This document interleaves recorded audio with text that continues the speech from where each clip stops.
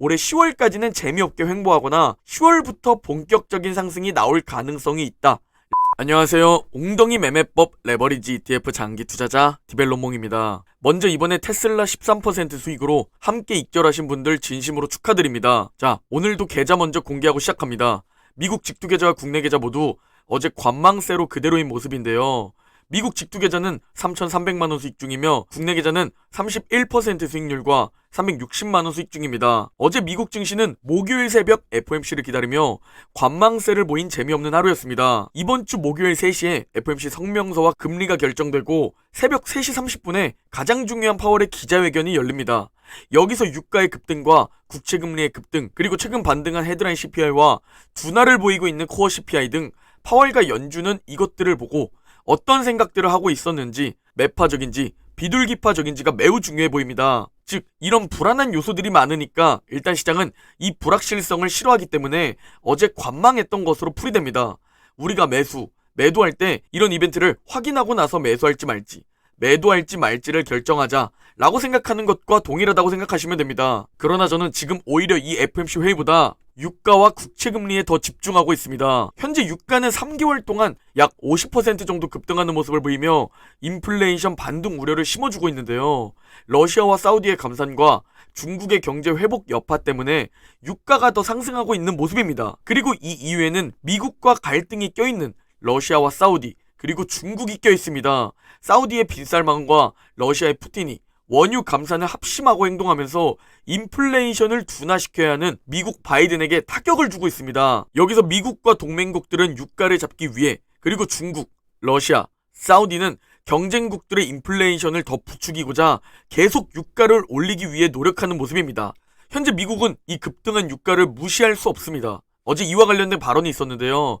옐런 재무부 장관은 이 유가의 급등과 관련해 안정화될 것으로 기대하고 있지만 좀 더 지켜봐야 한다고 말했습니다. 거기에 바이든 미국 대통령은 휘발유 가격이 미국 국민들에게 저렴한 가격으로 유지되기를 원한다고 말했는데요. 즉, 바이든은 이 휘발유 가격을 낮추기 위해 유가의 급등을 지켜보지만은 않을 것이라는 겁니다. 이 유가가 잡히는지 우리는 이걸 좀 중요하게 봐야 합니다. 왜냐면 이게 미국 국채금리와도 연결되어 있기 때문인데요.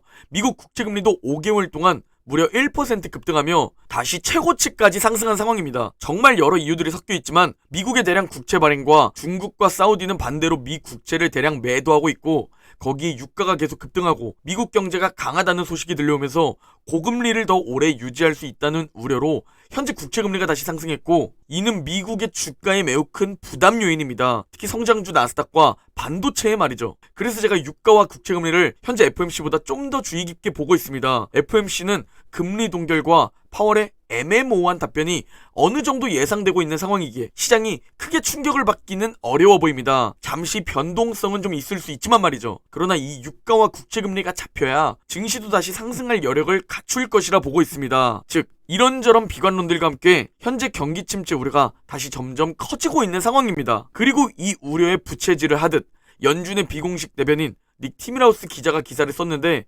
연착륙이 어렵고 경착륙이 될 가능성이 높다는 기사를 썼습니다. 저는 낙관론자이며 장기 투자자이지만 확증 편향 없이 여러 의견을 전달드리려고 하는데요. 특히 저 역시 공감하는 부분이 많은 기사입니다. 일단 핵심이 뭐냐면 거의 모든 경기 침체, 경착륙은 항상 처음에 마치 연착륙을 할 것처럼 보인다는 겁니다. 실제로 1990년대에도 그랬고, 그리고 2000년 닷컴 버블 때도 그랬고, 거기에 2008년 글로벌 금융위기 때도 그랬죠. 이때 모두 경제 위기가 닥치기 전까지는 월가의 대사수가 연착륙을 예상했다는 겁니다. 즉, 이는 반복될 확률이 높으며 현재 올해도 인플레이션 둔화를 보이고 있고 고용도 살짝 둔화를 보이기 시작하면서 골디락스를 맞이하는 거 아니야? 미국은 강하다, 연착륙하는 거 아니야? 라는 기대감이 증시를 끌어올렸는데요. 하지만 냉정하게 바라보자면 확률적으로 이런 연착륙 가능성은 매우 낮습니다. 희망, 기대감은 크지만 말이죠. 즉, 내년이나 내후년에는 경기 침체가 올 가능성이 높다는 겁니다. 특히나 우리가 금리 사이클을 이해하면 고금리의 마지막은 항상 경제 둔화, 침체가 찾아왔다 라는 사실을 이해하고 우리는 그것을 각오해야 합니다. 그렇다면 지금 팔고 나중에 다시 들어오냐? 라고 물으신다면 그건 또 다른 얘기입니다. 항상 경기 침체가 찾아오기 전 주가는 마지막 불꽃놀이를 즐기며 엄청 상승하기 때문이며 현재 AI라는 변수가 공존해 있는 상태이기 때문에 매도했다가 버스를 놓칠 수 있기 때문입니다. 우리가 할 수 있는 최선의 선택은 보유하면서 떨어지면 웅줍하는 것이고 시간을 활용해 다시 상승하는 것을 기다리는 것이죠. 지금 유가가 오르고 국채금리도 급등하고 있고 거기에 다시 경착륙에 대한 얘기부터 높은 금리를 오랫동안 더 유지한다 라는 비관론까지 들려오는 상황에 우리에게 딱 필요한 명언이 있습니다. 바로 투자의 성공 여부는 얼마나 오랫동안 세상의 비관론을 무시할 수 있는지에 달려있다는 피터 린치의 명언을 우리는 되새겨야 합니다. 그리고 현재 8월부터 시작된 조정장은 그래도 어느 정도 최소 허리까지는 내려오지 않았나 그런 생각을 하고 있습니다. 여기서 유가가 더 오르고 국채금리도 더 오르고 파월의 매파적 발언 등 잠시 더 떨어질 재료들은 많지만 그래도 과열은 많이 줄어든 것으로 보이고 이제는 언제 반등해도 이상하지 않은 구간까지는 내려왔습니다. 그래서 우리가 웅덩이 매매법 분할 매수라고 있는 겁니다. 그러나 항상 몰빵 매수는 금지, 더 떨어질 수 있다는 사실을 잊으면 안 됩니다.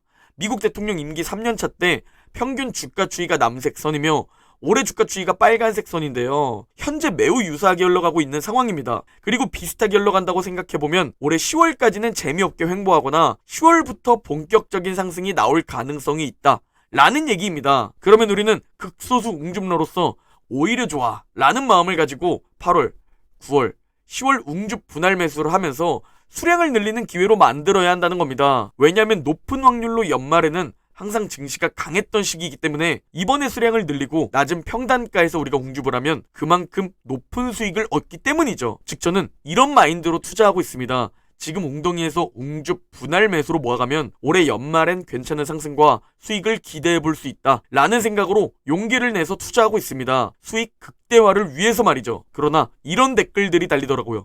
웅줍할 현금이 없어요. 제가 그래서 7월부터 강조했던 겁니다. 지금은 현금을 모아놓을 시기다. 다가올 웅덩이를 위해 잠시 더 상승할 수는 있어도 오를 땐 즐기는 오질 구간이다. 저는 열심히 일하면서 현금을 모아두고 있다.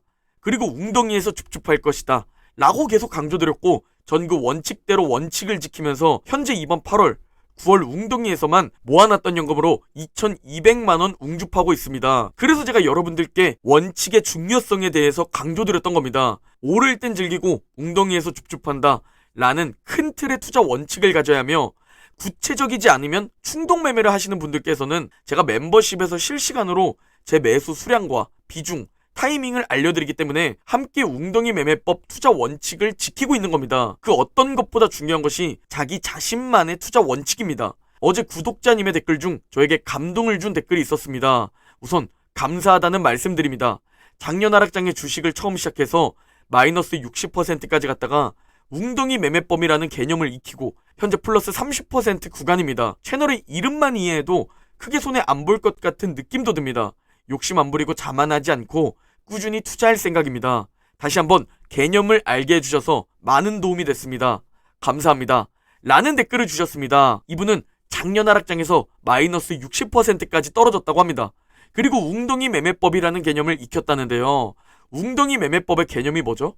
웅덩이에서 분할 매수를 통해 평단가를 많이 낮추고 수량을 늘리는 겁니다. 그러면 계좌 양전이 빠르게 되는 구조입니다. 그러니까 올해 상승이 찾아오니까 단순한 계좌 양전이 아니라 플러스 30%라는 높은 수익률을 얻게 되는 겁니다. 우리가 이 투자 원칙을 가지고 여기에 최고의 필살기, 시간이라는 것을 추가하면 가장 확률 높은 방법으로 여러분이 빠르게 부자가 될 수 있다는 겁니다. 이걸 지속하면 먹고 싶은 것도 마음대로 먹고 사고 싶은 것도 마음대로 사는 돈 걱정 없는 그런 삶을 살게 되는 겁니다. 그러나 아직 못 믿는 분들도 많겠죠. 그래서 제가 직접 계좌를 보여드리는 겁니다.